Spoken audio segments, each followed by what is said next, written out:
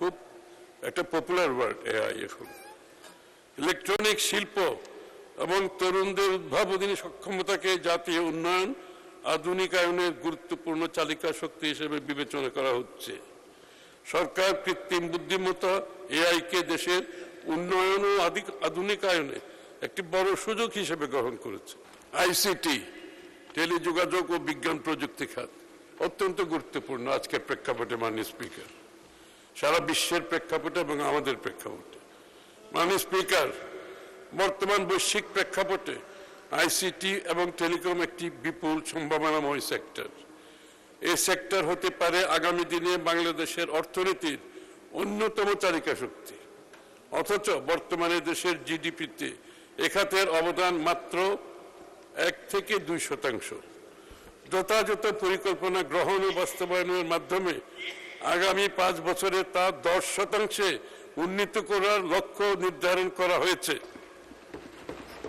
ইতিমধ্যে দেশব্যাপী সাশ্রয়ী, নির্ভরযোগ্য, উচ্চগতির হাই স্পিড ইন্টারনেট নিশ্চিত করতে সংস্কার কার্যক্রম শুরু হয়েছে।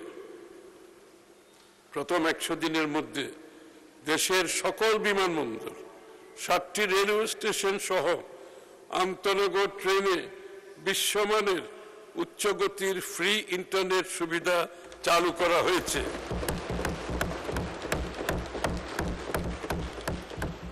যার সুফল জনগণ ইতিমধ্যে পেতে শুরু করেছে।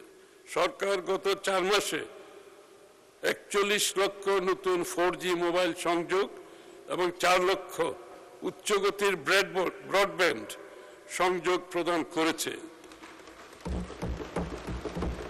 এই খাতে টেকসই উন্নয়ন সমৃদ্ধি ত্বরান্বিত করার লক্ষ্যে সরকার নিম্নলিখিত গুরুত্বপূর্ণ উদ্যোগসমূহ বাস্তবায়ন করার উদ্যোগ গ্রহণ করেছে। আগামী 2 বছরের মধ্যে দেশের 90% জনগোষ্ঠীর কাছে 5G সেবা পৌঁছে দেওয়ার লক্ষ্যে সকল মোবাইল অপারেটর ও সংশ্লিষ্ট অন্যান্য অংশীজনদের সাথে নিয়ে কার্যক্রম শুরু হয়েছে।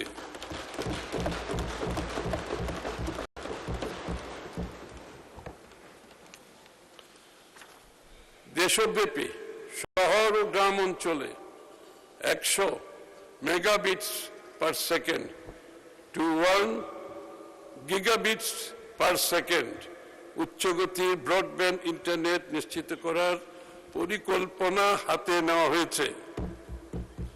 সরকারি ও বেসরকারি সেবা গ্রহণ সহজ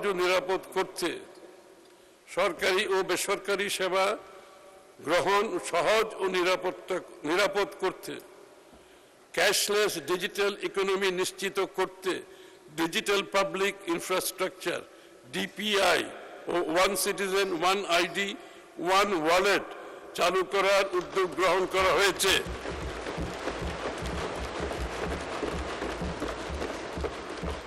সেমিকন্ডাক্টর প্রযুক্তি খাতে সক্ষমতা বৃদ্ধির জন্য দেশ ও দেশের বাইরে বাংলাদেশের প্রযুক্তিবিদ ও উদ্যোক্তাদের সমন্বয়ে পরিকল্পনা গ্রহণ করা হয়েছে। আমাদের দেশে সেমিকন্ডাক্টর একটু হচ্ছে, বাট এটা বিশাল সম্ভাবনা, সেই কাজটি হাতে নেওয়া হয়েছে। ব্যবসায়ী, প্রযুক্তি উদ্যোক্তা সহ বেসরকারি খাতের অংশীজনদের সাথে নিয়ে সমন্বিত পলিসি, রেগুলেটরি ফ্রেমওয়ার্ক এবং সময়োপযোগী আর্থিক প্রণোদনার মাধ্যমে বাংলাদেশকে একটি শীর্ষস্থানীয় গ্লোবাল ইলেকট্রনিক্স ম্যানুফ্যাকচারিং হাবে রূপান্তর করার লক্ষ্যে সরকার ইতিমধ্যেই কাজ শুরু করেছে। মাননীয় স্পিকার, কৃত্রিম বুদ্ধিমত্তা এআই খুব একটা পপুলার ওয়ার্ড এআই এখন।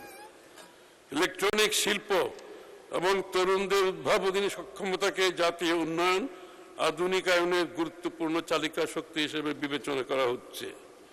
সরকার কৃত্রিম বুদ্ধিমত্তা এআইকে দেশের উন্নয়ন ও আধুনিকায়নে একটি বড় সুযোগ হিসেবে গ্রহণ করেছে।